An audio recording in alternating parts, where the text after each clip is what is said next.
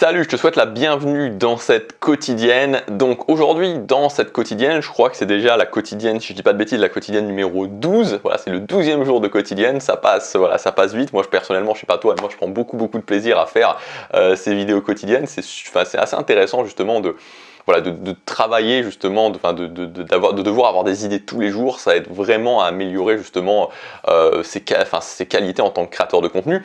Et justement, on va en parler puisque évidemment, quand tu es créateur de contenu, tu dois publier du contenu. Alors, ça peut dépendre, tu vois, tu n'es pas obligé forcément de publier tous les jours.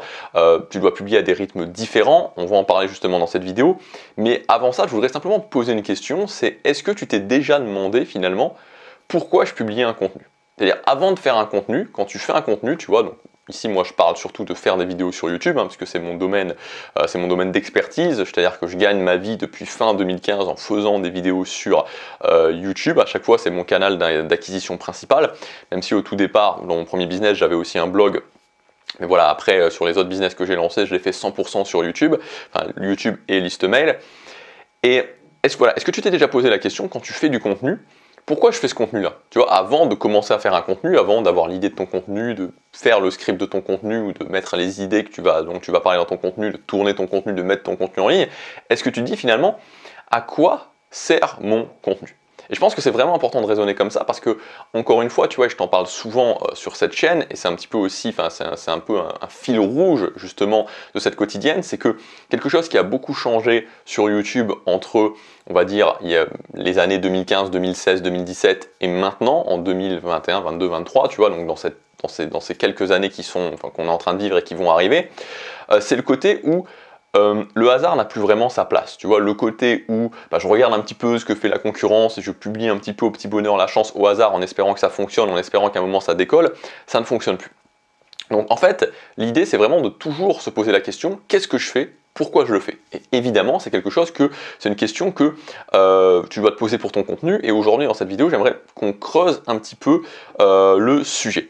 Donc, on va essayer de voir dans cette vidéo quels sont les types de contenus que tu dois publier, en tout cas selon moi quels sont les types de contenus qui sont intéressants de publier, donc pourquoi tu vas faire ces contenus, à quoi vont servir ces contenus, et en même temps on va aussi parler du rythme de publication, puisque tu verras que suivant les contenus, suivant aussi les phases dans le développement de ton business, tu vas pouvoir publier à des rythmes différents.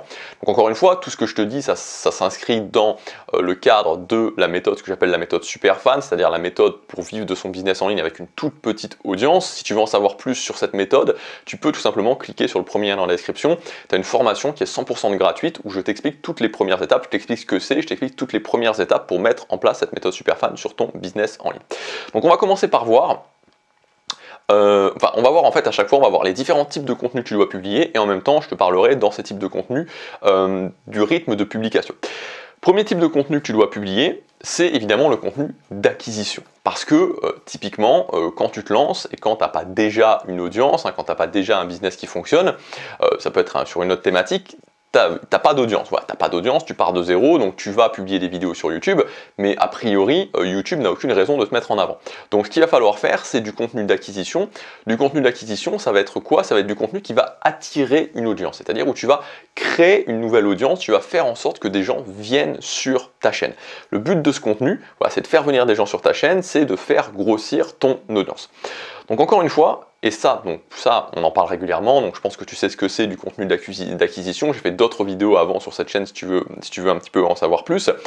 Ce contenu d'acquisition, et surtout quand tu fais ce contenu d'acquisition et quand tu es dans une phase d'acquisition pour ton business, donc typiquement quand ton business démarre, tu vas être dans une phase d'acquisition, c'est un petit peu logique quand tu lances ta chaîne YouTube, tu n'as pas besoin de faire énormément de contenu. Encore une fois, du contenu d'acquisition, quand tu es dans cette phase, une vidéo par semaine. Alors il faut que ça soit bien fait, il ne faut pas que ce soit fait au hasard, évidemment, mais si tu fais bien les choses, si tu as une stratégie d'acquisition, si tu sais ce que tu fais, t'as pas besoin de faire beaucoup plus qu'une vidéo par semaine. Encore une fois, je te prends cet exemple puisque moi, tu vois, sur ma chaîne bourse, c'est vraiment, sur ma chaîne, donc la bourse, la chaîne c'est l'investissement en bourse pour tous, j'ai vraiment une stratégie de business minimaliste, donc je fais très peu de vidéos, le but étant que chaque vidéo j'essaie de la faire vraiment au rasoir pour que ce soit une vidéo d'acquisition qui fasse décoller ma chaîne sur le long terme. Tu vois, je fais une vidéo tous les 15 jours. Voilà, une vidéo tous les 15 jours, même à la rigueur de temps en temps une vidéo toutes les 3 semaines, c'est suffisant. Donc vraiment, dans les vidéos d'acquisition, voilà, ça te permet, 1, d'acquérir de l'audience, 2, tu peux publier une fois par semaine,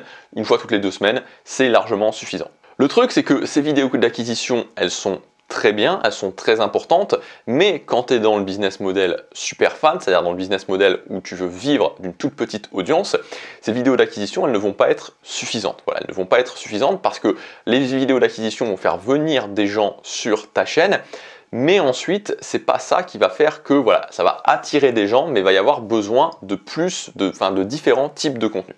Donc le deuxième type de contenu que tu vas pouvoir mettre en place, c'est ce que j'appelle le contenu de philosophie. Donc le contenu de philosophie, c'est tout simplement le contenu où l'idée c'est que tu amènes les gens petit à petit à ta philosophie. Donc typiquement, si je reprends l'exemple de cette chaîne, c'est que en général, la plupart des gens, quand ils veulent lancer un business en ligne, ils sont dans une optique où ils pensent en tout cas que lancer un business en ligne, ça veut dire avoir beaucoup d'audience. C'est-à-dire que peut-être que toi aujourd'hui, tu vois, tu es passé de l'autre côté de la barrière et tu as bien compris que l'audience n'avait pas grand-chose à voir finalement avec l'argent que tu gagnais, mais pour beaucoup de personnes, c'est le cas.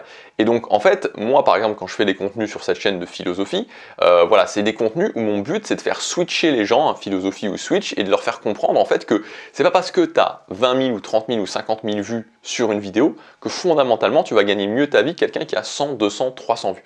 Donc voilà, donc c'est vraiment l'idée où tu as une philosophie, tu vois, tu as un positionnement par rapport à ta thématique, peu importe la thématique, hein, ça peut être les dynamiques sociales, ça peut être le jardinage, la décoration d'intérieur, la guitare, n'importe quoi, tu as un positionnement, tu as une philosophie par rapport à cette thématique. Le but de ces contenus, ça va être d'amener petit à petit les gens à adhérer à ta philosophie. Ensuite, troisième type de contenu que tu vas pouvoir mettre en place, c'est les contenus de lien. Donc les contenus de lien, ça va être tout simplement être de créer de la confiance, de créer un lien avec ton audience pour que les gens commencent à te voir tout simplement comme quelqu'un, voilà, comme quelqu'un qui est authentique. En fait, voilà, on pourrait dire contenu de lien, contenu authentique. Donc en fait, les contenus, c'est-à-dire que les contenus de philosophie, les contenus de lien, tu peux les mixer un petit peu ensemble. C'est-à-dire que tu peux, voilà, ajouter du lien dans des contenus de philosophie, ça fonctionne aussi bien, même si tu peux les séparer aussi. Et enfin, quatrième chose, c'est les contenus d'impact, les contenus d'inspiration. Donc ces contenus d'inspiration, l'idée ça va être quoi? Ça va être à la fois de motiver les gens à agir, mais aussi ça va être de montrer quelque part l'exemple, de démontrer aussi ton autorité, de démontrer aussi tes résultats. Voilà, donc en ce qui concerne les contenus, que ce soit de lien, que ce soit les contenus de lien, les contenus d'impact et les contenus aussi de philosophie, donc les contenus switch, ces contenus-là, il n'y a pas vraiment de règles pour la publication. C'est-à-dire que c'est bien, c'est-à-dire que ça va prendre un petit peu de temps pour imprimer dans la tête des gens, donc c'est bien d'avoir un rythme régulier. Donc c'est toujours intéressant, je pense, quand tu es dans le business model super fan, de faire des phases où tu fais de l'acquisition, donc voilà, des moments où tu fais de l'acquisition et tu te concentres sur l'acquisition, et quand tu vois que voilà, tu as un petit peu d'audience supplémentaire qui arrive, que tu as réussi à ouvrir les vannes et que tu as un peu plus d'audience qui arrive, à ce moment-là, tu passes dans une phase où voilà, tu vas pouvoir faire du contenu plus régulièrement et du contenu qui va permettre tout simplement voilà, d'impacter les gens, de parler de ta philosophie, de créer du lien avec cette nouvelle audience. Donc selon moi, c'est un petit peu voilà, la rythmique idéale pour justement lancer ton business et pour réussir à gagner ta vie avec ton business. Donc voilà ce que je voulais dire dans cette vidéo. Encore une fois, voilà, le but de cette vidéo, c'était surtout de te dire, voilà un petit peu les différents types de contenu que tu dois faire pour pas en fait que tu fasses les choses au hasard et de voir que c'est toujours la même chose. Chaque contenu doit vraiment avoir un but précis. Voilà pour cette vidéo. Encore une fois, si tu veux aller plus loin, tu peux accéder gratuitement à ma formation, la méthode Superfan, où je t'explique toutes les premières étapes pour mettre en place ce business model de la méthode Superfan. C'est le premier lien dans la description. Je te laisse regarder ça et je te dis à demain pour la prochaine quotidienne. Salut!